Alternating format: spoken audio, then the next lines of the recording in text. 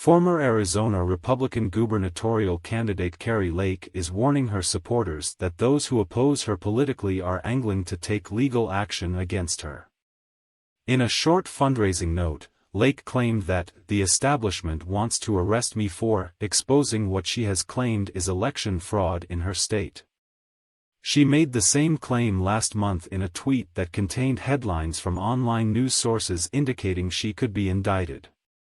They want to arrest me for exposing fraud in the 2022 election. Now, the Arizona Supreme Court has ruled that the very fraud I highlighted has to be looked at. This is big, folks. Hit me with your best shot. I will never, ever back down. Try me, she tweeted. Last month, the Arizona Supreme Court declined to hear most of Republican Kari Lake's appeal over the gubernatorial race from November's midterms. However, the state's highest court did revive a claim that was dismissed by a trial court regarding the signature verification process in Maricopa County. In an order Wednesday, the state's highest court said a lower court erroneously dismissed Lake's claim challenging the application of signature verification procedures on early ballots in Maricopa County. The court sent the claim back to a trial court to consider, the Associated Press reported. In her challenge, the former TV anchor focused on problems with ballot printers at some polling places in Maricopa County, home to more than 60% of the state's voters. The defective printers produced ballots that were too light to be read by the on-site tabulators at polling places. Lines backed up in some areas amid the confusion.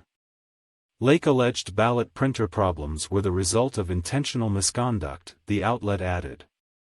The AP continued, in mid-February, the Arizona Court of Appeals rejected Lake's assertions, concluding she presented no evidence that voters whose ballots were unreadable by tabulators at polling places were not able to vote.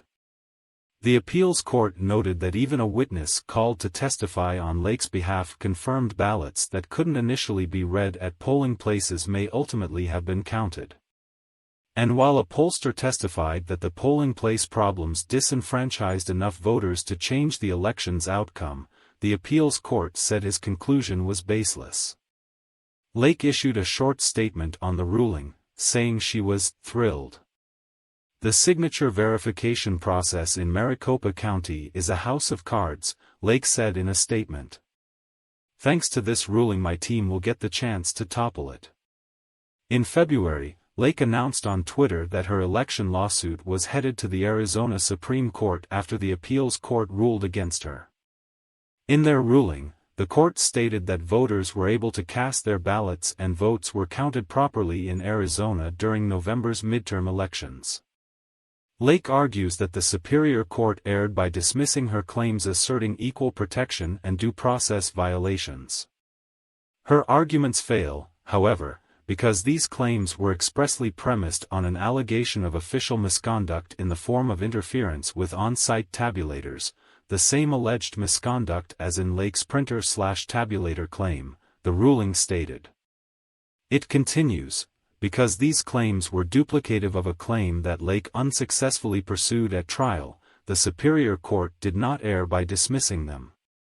For the foregoing reasons, we affirm the Superior Court's ruling confirming Hobbs's election as governor. We deny Hobbs's request for an award of attorney's fees on appeal because she offered no substantive basis for the award.